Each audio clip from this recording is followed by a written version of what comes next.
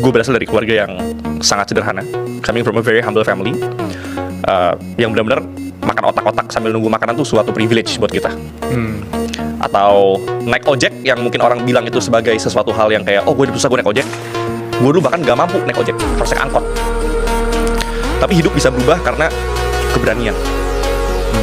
Gue percaya bahwa orang-orang yang bisa merubah nasibnya adalah orang-orang yang berani coba hal baru, orang yang berani belajar hal baru, orang yang berani untuk dijudge oleh kebanyakan orang. Karena ketika lu ingin merubah nasib, lu harus ngelakuin sesuatu yang tidak pernah dilakukan sebelumnya. Dan di tengah lingkungan yang gak mendukung itu, berat sekali. Jadi gue sebagai pengusaha, gue jadi seorang investor, gak ada satupun orang di keluarga gue yang seorang investor, seorang pengusaha besar.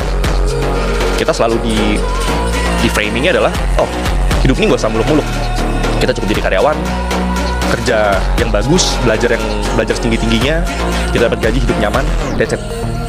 Tapi ya mungkin sejak kecil gitu ya, gue melihat bahwa oh keluarga kita kok kerja sangat keras gitu. Nyokap gue bangun jam 4 pagi, tapi kita dagang risoles zaman dulu untuk bertahan hidup. Tapi kok hidup kita susah terus, bertahun-tahun gak ada yang berubah gitu.